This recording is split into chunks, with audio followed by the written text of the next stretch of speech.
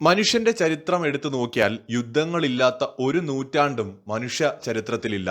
അത് മനുഷ്യർ ഗോത്രങ്ങളായി ജീവിച്ചിരുന്ന കാലം തൊട്ട് വലിയ സമൂഹങ്ങളും രാജ്യങ്ങളുമൊക്കെയായി മാറിയ തൊട്ട് ഇങ്ങോട്ട് എടുത്തു നോക്കിയാൽ മഹായുദ്ധങ്ങൾ എല്ലാ നൂറ്റാണ്ടുകളിലും ഉണ്ടായിരുന്നു. പുതിയ സാമ്രാജ്യങ്ങളുടെ ഉദയത്തിനും പഴയ സാമ്രാജ്യങ്ങളുടെ പതനത്തിനും ഒക്കെ സാക്ഷ്യം വഹിച്ച ഓരോ യുദ്ധങ്ങൾ 17-ാം നൂറ്റാണ്ടിലും 18-ാം നൂറ്റാണ്ടിലും 19-ാം നൂറ്റാണ്ടിലും 20-ാം നൂറ്റാണ്ടിലും ഉണ്ടായിരുന്നു വലിയ വലിയ യുദ്ധങ്ങൾ. അതിൽ 20-ാം നൂറ്റാണ്ടിലാണ് മഹായുദ്ധങ്ങൾ എന്ന് വിളിക്കപ്പെടുന്ന യുദ്ധങ്ങൾ അരങ്ങേറിയത്. മുൻപുണ്ടായിരുന്ന കാലത്ത്, അതായത് ഈ മഹായുദ്ധങ്ങൾക്ക് മുമ്പ് സാധാരണ നിലയിൽ യുദ്ധങ്ങൾ ഉണ്ടായിരുന്നു. അത് ചില സാമ്രാജ്യങ്ങൾ തമ്മിലോ രാജ്യങ്ങൾ തമ്മിലോ ഒക്കെ ആയിരുന്നുവെങ്കിൽ മഹായുദ്ധങ്ങൾ കൂടുതൽ രാജ്യങ്ങൾ ഇൻവോൾവ് ആയിട്ടുള്ള അല്ലെങ്കിൽ കൂടുതൽ പ്രദേശങ്ങളിലേക്ക് വ്യാപിച്ച യുദ്ധങ്ങളായിരുന്നു. ഒന്നാം ലോക മഹായുദ്ധവും രണ്ടാം ലോക മഹായുദ്ധത്തിനും ശേഷം കഴിഞ്ഞ നൂറ്റാണ്ടിൽ തന്നെ ഒരു മൂന്നാം ലോക മഹായുദ്ധം മനുഷ്യർ പ്രതീക്ഷിച്ചിരുന്നതാണ്, പ്രത്യേകിച്ച് സോവിയറ്റ് യൂണിയനും അമേരിക്കയും തമ്മിൽ. എന്നാൽ അത് ഉണ്ടായില്ല. ഈ നൂറ്റാണ്ടിൽ മനുഷ്യൻ കുറെ കൂടി മെച്ചപ്പെട്ട ജീവിത നിലവാരത്തിലേക്ക് ഉയർന്ന സാഹചര്യത്തിൽ മഹായുദ്ധങ്ങൾ ഉണ്ടാകില്ല എന്ന് നമ്മൾ കണക്ക് കൂട്ടുന്നുവെങ്കിലും ഇപ്പോൾ നടക്കുന്ന സംഭവങ്ങളെല്ലാം മൂന്നാം ലോക മഹായുദ്ധത്തിലേക്കാണ് വിരൽ ചൂണ്ടുന്നത്. ഒന്നും രണ്ടും ലോക യുദ്ധങ്ങളെ കുറിച്ച് പഠിച്ച ആർക്കും മനസ്സിലാക്കാം ആ യുദ്ധങ്ങളും ഇങ്ങനെ തന്നെയാണ് തുടങ്ങിയത്.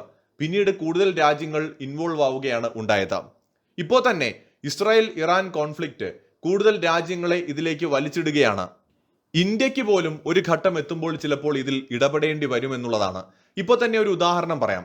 ഈ യമനിൽ പ്രവർത്തിക്കുന്ന ഹൂതി വിമതർ കാരണം റെഡ് സീ വഴിയുള്ള നമ്മുടെ ട്രേഡ് കാര്യമായിട്ട് തന്നെ ബാധിക്കപ്പെട്ടിട്ടുണ്ട്. ലോക രാജ്യങ്ങൾക്ക് ട്രേഡ് നടത്താൻ എളുപ്പത്തിൽ സാധിക്കുമായിരുന്ന റെഡ് സീ ഹൂതി വിമതർ വലിയ ആക്രമണങ്ങൾ നടത്തുന്നത് കാരണം ഇന്ന് തടസ്സപ്പെടുകയാണ് ട്രേഡ്.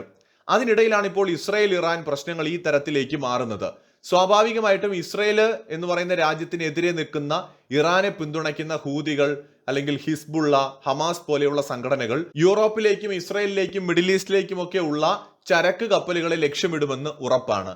പ്രത്യേകിച്ച് ഈ യമൻ കേന്ദ്രമായി പ്രവർത്തിക്കുന്ന ഹൂതി വിമതർ. നമ്മുടെ ട്രേഡ് തടസ്സപ്പെടുകയാണെങ്കിൽ സ്വാഭാവികമായി ആദ്യത്തെ കുറെ നാളുകളിൽ നമ്മൾ പരമാവധിയൊക്കെ അഡ്ജസ്റ്റ് ചെയ്യും. ഒരു ഘട്ടം എത്തുമ്പോൾ ലോകരാജ്യങ്ങൾക്ക് യുദ്ധത്തിൽ ഇടപെടേണ്ട ഒരു സാഹചര്യം വരും. കാരണം നമ്മുടെ ട്രേഡ് എന്ന് പറയുന്നത് നമ്മുടെ നിലനിൽപ്പിന്റെ ഒരു പ്രധാന ഘടകമാണ്. എന്നാൽ ഇന്ത്യയെ പോലുള്ള രാജ്യത്തെ പോലും ഇത് ബാധിക്കുന്ന നിലയിലേക്ക് മാറുകയാണ്. ഇപ്പൊ തന്നെ ഇന്ത്യയിലുള്ള വ്യാപാരികൾ, പ്രത്യേകിച്ച് ട്രേഡ് രംഗത്ത് പ്രവർത്തിക്കുന്നവർ ഇതിലെ ആശങ്ക അറിയിച്ചു കഴിഞ്ഞു. കാരണം ഈ റെഡ് സീ ഇഷ്യൂ തുടങ്ങിയതിന് ശേഷം ഇന്ത്യയുടെ പെട്രോളിയം എക്സ്പോർട്ട് തന്നെ കാര്യമായിട്ട് കുറവ് സംഭവിച്ചിട്ടുണ്ട് എന്ന് കാണാൻ സാധിക്കും. കഴിഞ്ഞ വർഷം ഓഗസ്റ്റിൽ ഏതാണ്ട് 10 ബില്യൺ അടുത്ത് നമുക്ക് ട്രേഡ്, ഈ പെട്രോളിയം എക്സ്പോർട്ട് നമുക്ക് നടത്താൻ കഴിഞ്ഞുവെങ്കിൽ ഈ വർഷം ഓഗസ്റ്റിൽ അത് 5.95 ബില്യൺ ആണ്. ഏകദേശം 38% ഒരു കുറവാണ് നമുക്ക് രേഖപ്പെടുത്തിയിരിക്കുന്നത്. അപ്പോൾ നമ്മളെ ഇത് ഇൻഡയറക്ട്ലി ബാധിച്ചുകൊണ്ടിരിക്കുകയാണ്. നമ്മൾ ഈ യുദ്ധത്തിലില്ല, ഈ പ്രശ്നങ്ങളിൽ ഒന്നുമില്ല. പക്ഷേ നോക്കൂ, രണ്ട് രാജ്യങ്ങൾ തമ്മിൽ ഉണ്ടാവുന്ന കോൺഫ്ലിക്റ്റ് എങ്ങനെയാണ് മറ്റു രാജ്യങ്ങളെ എഫക്ട് ചെയ്യുന്നതെന്ന്. ഇത് എണ്ണവില കൂട്ടും, ആഗോളതലത്തിൽ തന്നെ ഉൽപ്പന്നങ്ങളുടെ വില കൂട്ടും, മറ്റു രാജ്യങ്ങൾ ഇത് മുതലെടുക്കാൻ സാധ്യതയുണ്ട്. മാത്രമല്ല, ഇസ്രായേലിനെ ലക്ഷ്യമിട്ട് ഇറാഖ്, സിറിയ തുടങ്ങിയ രാജ്യങ്ങൾ കൂടി യുദ്ധത്തിലേക്ക് വരികയാണെങ്കിൽ അത് വീണ്ടും വലിയ പ്രത്യാഘാതങ്ങൾ ഉണ്ടാക്കും. ഇറാന്, റഷ്യയും ചൈനയും ഒക്കെ പിന്തുണ കൊടുക്കാനുള്ള സാധ്യത കാണുന്നുണ്ട്. പ്രത്യേകിച്ച് റഷ്യ. ഉക്രൈൻ യുദ്ധത്തിൽ അമേരിക്ക എങ്കിൽ കൂടുതൽ കടുപ്പിക്കും. അത് യൂറോപ്പിലെ മറ്റ് രാജ്യങ്ങളിലേക്ക് വ്യാപിക്കാൻ സാധ്യതയുണ്ട്. ഈ ഇസ്രായേൽ അതുപോലെ തന്നെ ഇറാൻ യുദ്ധം മിഡിൽ ഈസ്റ്റിലെ മറ്റ് രാജ്യങ്ങളിലേക്കും ഇൻഡയറക്റ്റ് ആയിട്ട് ഇന്ത്യ ഉൾപ്പെടെയുള്ള വികസ്വര രാജ്യങ്ങളെയും ഇത് ബാധിക്കും. ഇവിടെ നാഥനില്ലാത്തൊരവസ്ഥ ലോകത്തുണ്ടായി കഴിഞ്ഞാൽ എന്തും സംഭവിക്കാം. രണ്ടാം ലോക മഹായുദ്ധത്തിലും ഒന്നാം ലോക മഹായുദ്ധത്തിലും ഒക്കെ നമ്മൾ കണ്ടതാണ്.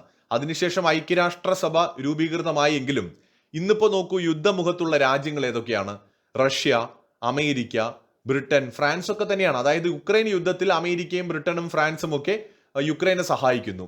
ചൈന റഷ്യയെ സഹായിക്കുന്നു. അപ്പോൾ ലോകത്തെ രക്ഷാസമിതിയിലെ സ്ഥിരാംഗങ്ങൾ എന്ന് പറയാവുന്ന സമാധാനം കൊണ്ടുവരാൻ വേണ്ടി നിയോഗിക്കപ്പെട്ട രാജ്യങ്ങൾ തന്നെ യുദ്ധമുഖത്ത് ഇപ്പോഴുണ്ട്. അവര് നേരിട്ട് യുദ്ധത്തിലേക്ക് ഇറങ്ങുന്ന ഒരു സമയം കൂടി വരികയാണെങ്കിൽ ഇത് കൂടുതൽ പ്രശ്നമായിട്ട് മാറും. എന്ന് വെച്ചാൽ ചോദിക്കാനും പറയാനും ആരുമില്ലാത്തൊരു അവസ്ഥ വരും. ഇപ്പോ ബംഗ്ലാദേശിൽ നമ്മൾ കണ്ടു, ഒരു ഗവൺമെന്റ് തകർന്നപ്പോ ജനങ്ങൾ ആരെയും പേടിക്കാതെ നിയമം കയ്യിലെടുത്തു. കുറ്റവാളികളും ക്രിമിനലുകളും ഒക്കെ ചെയ്യാവുന്നതൊക്കെ ചെയ്തു. സർക്കാരിനെതിരായിട്ട് നടന്ന പ്രതിഷേധങ്ങൾ ന്യൂനപക്ഷങ്ങൾക്കെതിരായിട്ടും രാഷ്ട്രീയമായ കൊലപാതകങ്ങളിലേക്കും ഒക്കെ നയിച്ചത് അവിടെയാണ്. അപ്പോൾ മറ്റ് വ്യക്തി വൈരാഗ്യങ്ങൾ തീർക്കാനും പ്രശ്നങ്ങൾ തീർക്കാനും ഒക്കെ എന്ത് ചെയ്തു? ആ അവസരം ഉപയോഗിച്ചു. ആരും ചോദിക്കാനും പറയാനുമില്ല. അതുപോലെ ലോകത്ത് പലയിടങ്ങളിലായിട്ട് ഓരോരോ പ്രശ്നങ്ങൾ ഇങ്ങനെ പൊങ്ങി വരികയും യുദ്ധങ്ങൾ ഉണ്ടാവുകയും ചെയ്യുമ്പോൾ ഒരു ടെൻഡൻസിയാണ് പിന്നെ കൂടുതൽ യുദ്ധങ്ങൾ ഉണ്ടാവും. ചിലപ്പോൾ ഉത്തര കൊറിയയ്ക്ക് ദക്ഷിണ കൊറിയയെ ആക്രമിക്കണം എന്ന് തോന്നാം, ചൈനയ്ക്ക് തായ്വാൻ പിടിച്ചെടുക്കണം എന്ന് തോന്നാം, ചിലപ്പോൾ ചൈനയ്ക്ക് അരുണാചൽ പ്രദേശും ഭൂട്ടാനും ഒക്കെ ഒന്ന് കയ്യേറിയാൽ കൊള്ളാമെന്ന് തോന്നാം, പാകിസ്ഥാന് ജമ്മു കാശ്മീരിലേക്ക് ഒന്ന് കയറി നോക്കിയാലോ എന്ന് തോന്നാം. അങ്ങനെ പല പ്രശ്നങ്ങൾ പല ഭാഗങ്ങളിൽ ഉണ്ടാകാൻ സാധ്യതയുണ്ട്. അപ്പോൾ ലോകത്തിനൊട്ടും സന്തോഷം പകരുന്ന ഒരു വാർത്തയല്ല. ഇപ്പൊ ഇന്ത്യയിലിരുന്ന് കുറെ പേര് ഇസ്രായേലിനെ സപ്പോർട്ട് ചെയ്യുന്നു, കുറെ പേര് ഇറാനെ സപ്പോർട്ട് ചെയ്യുന്നു, കൈയടിക്കുന്നു, ജയ് വിളിക്കുന്നു, ഇതൊക്കെ നമ്മൾ കാണുന്നുണ്ട്. പക്ഷെ നോക്കൂ, ഈ യുദ്ധം നമ്മളെ കൂടി ബാധിക്കും. കാരണം നമ്മുടെ കൂടി സാമ്പത്തിക വളർച്ചയെ, India middle east economic corridor എന്ന് പറയുന്നത് ഇന്ത്യ ചൈനയുടെ ബെൽറ്റ് ആൻഡ് റോഡ് ഇനിഷ്യേറ്റീവിന് ബദലായിട്ട് മുന്നോട്ട് വെച്ചൊരു ആശയമാണ്. അമേരിക്കയും യൂറോപ്പും മിഡിൽ ഈസ്റ്റ് രാജ്യങ്ങളും ചേർന്നുകൊണ്ട് ഇത് വിഭാവനം ചെയ്ത് മുന്നോട്ട് കൊണ്ടുപോയിക്കൊണ്ടിരുന്ന ഒരു മിഷനായിരുന്നു. സത്യത്തിൽ ഈ ഒരു ഒക്ടോബർ 7 ആക്രമണം, കഴിഞ്ഞ ഒക്ടോബറിലെ ആക്രമണം ആത്യന്തികമായിട്ട് ഇന്ത്യ മിഡിൽ ഈസ്റ്റ് എക്കണോമിക് കോറിഡോറിനെ അല്ലെങ്കിൽ യൂറോപ്പിലേക്കുള്ള കോറിഡോറിനെയാണ് ആദ്യമായി ബാധിച്ചത്. ഇപ്പൊ ഇറാൻ ഉൾപ്പെടെ ആഗ്രഹിക്കുന്നത് ഇത് നടപ്പിലാകരുത് എന്നാണ്. തുർക്കി തുറന്നു പറഞ്ഞിട്ടുണ്ട് അവരെ ഒഴിവാക്കിക്കൊണ്ടുള്ള ഒരു പുതിയ പാത അവർക്കും സ്വീകാര്യമല്ല എന്ന്. സോ ഇങ്ങനെ പല രാജ്യങ്ങൾക്കും ഇതിനോട് എതിർപ്പുണ്ട്, പാകിസ്ഥാനുമുണ്ട്. നമ്മളിവിടെ കാണേണ്ട കാര്യങ്ങൾ അതാണ്. അപ്പോൾ ഇങ്ങനെ ഈ എതിർപ്പുകളൊക്കെ നിൽക്കുന്നതിനിടയിലാണ് ഹമാസ് ഇസ്രായേൽ യുദ്ധം തുടങ്ങുന്നത്. അത് മിഡിൽ ഈസ്റ്റിലെ മറ്റ് രാജ്യങ്ങളിലേക്കും ഇറാനും ഇസ്രായേലും തമ്മിലുള്ള നേരിട്ടുള്ള യുദ്ധത്തിലേക്ക് മാറുകയാണെങ്കിൽ അത് ഉറപ്പായിട്ടും ഇന്ത്യയുടെ ഈ ഒരു വലിയ സ്വപ്നത്തെ ബാധിക്കും, അല്ലെങ്കിൽ അത് വൈകുന്നതിന് കാരണമാകും. വൈകുന്നത് പോലും നമുക്ക് നഷ്ടമുണ്ടാക്കുമെന്നാണ് നമ്മൾ തിരിച്ചറിയേണ്ടത്. എത്രയും പെട്ടെന്ന് ഈ ഒരു കോറിഡോർ യാഥാർത്ഥ്യമായെങ്കിൽ വൻതോതിലുള്ള നിക്ഷേപം യൂറോപ്പിൽ നിന്നും അമേരിക്കയിൽ നിന്നും ഒക്കെ ഇന്ത്യയിൽ ഇനിയും വന്നേനെ. ഇതിലൂടെയുള്ള ചരക്ക് നീക്കം നമുക്ക് എളുപ്പമായേനെ. മിഡിൽ ഈസ്റ്റിലേക്കും യൂറോപ്പിലേക്കും നമുക്ക് എളുപ്പത്തിൽ കണക്ട് ചെയ്യാൻ പറ്റിയേനെ. ചൈനയേക്കാൾ എളുപ്പത്തിൽ നമുക്ക് കണക്ട് ചെയ്യാൻ പറ്റും. അതുകൊണ്ട് കമ്പനികൾ കൂടുതലായിട്ട് ഇന്ത്യയിൽ നിക്ഷേപിക്കാനുള്ള അവസരങ്ങളും വന്നു ചേരുമായിരുന്നു.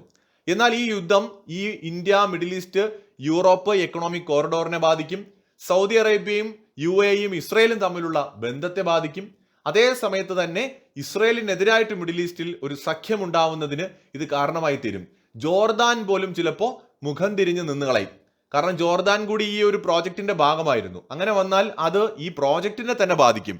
ചുരുക്കി പറഞ്ഞാൽ ഏതെങ്കിലുമൊക്കെ രാജ്യങ്ങൾ ഉണ്ടാക്കുന്ന പ്രശ്നങ്ങൾ നമ്മളെ കൂടി ബാധിക്കുന്ന ഒരു അവസ്ഥയാണ്. അതിലുപരിയായിട്ട് ഇന്ത്യയുടെ ട്രേഡിനെ അത് ബാധിക്കും. യൂറോപ്പിലേക്കും മറ്റ് രാജ്യങ്ങളിലേക്കും ഒക്കെയുള്ള നമ്മുടെ കയറ്റുമതി, നമ്മുടെ ചരക്ക് കപ്പലുകൾ ആക്രമിക്കപ്പെടുകയാണെങ്കിൽ നമ്മൾ പ്രത്യാക്രമണം നടത്താൻ നിർബന്ധിതരാകും. അത് ഹൂതികളാണെങ്കിലും ഇറാനാണെങ്കിലും ആരാണെങ്കിലും. ഇറാനും ഇന്ത്യയും സുഹൃത്തുക്കളാണ്, ഇന്ത്യയും ഇസ്രായേലും സുഹൃത്തുക്കളാണ്. ഇസ്രായേലും ഇറാനും തമ്മിൽ ഉണ്ടാവുന്ന യുദ്ധത്തിൽ നമുക്ക് പക്ഷം പിടിക്കാനും കഴിയില്ല. ഇറാനിലെ ചാബഹാർ പോർട്ട് ഓപ്പറേറ്റ് ചെയ്യുന്നത് ഇന്ത്യയാണ്. അപ്പൊ ഇന്ത്യക്ക് അവിടെ ഒരു പോർട്ട് ഉണ്ട്, ഇസ്രായേലിൽ ഒരു പോർട്ട് ഉണ്ട്. ഈ യുദ്ധം വളരെയധികം മോശമായിട്ട് ഇന്ത്യയെ ബാധിക്കുമെന്ന് പറയാൻ വേറൊരു കാരണം കൂടിയുണ്ട്.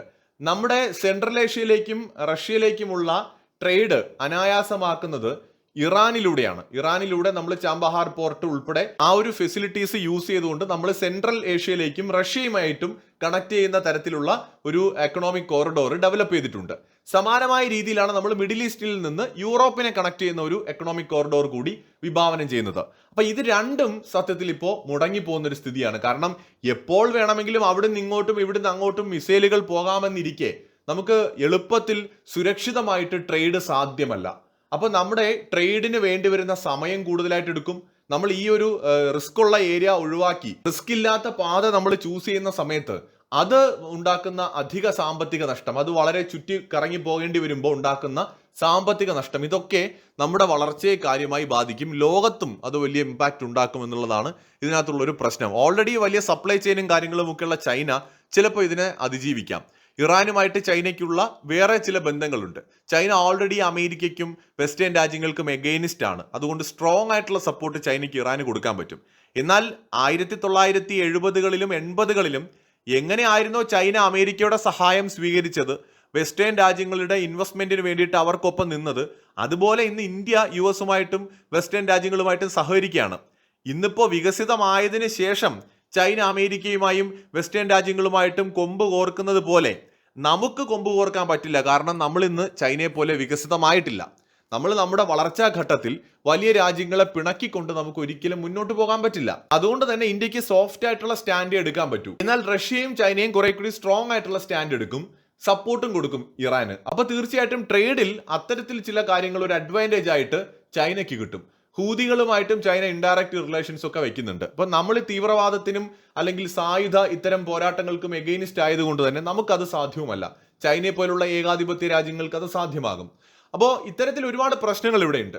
അപ്പോൾ ഈ ഒരു പ്രശ്നം മൂന്നാം ലോക മഹായുദ്ധമായിട്ട് മാറാനുള്ള സാധ്യത വളരെ കൂടുതലാണ്. കഴിഞ്ഞ നൂറ്റാണ്ടുകളിലെല്ലാം യുദ്ധങ്ങൾ ഉണ്ടായി. ഈ നൂറ്റാണ്ടിലും ചിലപ്പോൾ ഒരു മഹായുദ്ധം ഉണ്ടാകാനുള്ള സാധ്യത തള്ളിക്കളയാൻ പറ്റില്ല. ഇപ്പോൾ കാണുന്ന ഈ കാർമേഘങ്ങൾ ഉരുണ്ടുകൂടുന്നത് അതിലേക്കുള്ള ഒരു സൂചനയാണെന്ന് തോന്നുന്നു. ഒരു വശത്ത് യൂറോപ്പ് സംഘർഷ മേഖലയായിട്ട് മാറിക്കഴിഞ്ഞു. ഇപ്പൊ മിഡിൽ ഈസ്റ്റിൽ നിന്നും പൊട്ടിപ്പുറപ്പെടുകയാണ്. ഇനി അടുത്തെവിടെ എന്ന് മാത്രം നോക്കിയാൽ മതി. ഓൾറെഡി അസർബൈജാൻ അർമേനിയ ഇഷ്യൂസ് ഇവിടെ നിൽക്കുന്നുണ്ട്. അത് വീണ്ടും ഉണ്ടാവാനുള്ള സാധ്യതയും തള്ളിക്കളയാൻ പറ്റില്ല. ഇനിയിപ്പോൾ ട്രേഡ് വ്യാപകമായിട്ട് തടസ്സപ്പെടുകയാണെങ്കിൽ ഇന്ത്യ ഉൾപ്പെടെ ഇതിൽ ഇടപെടേണ്ട ഒരു സാഹചര്യം പോലും വന്നേക്കാം.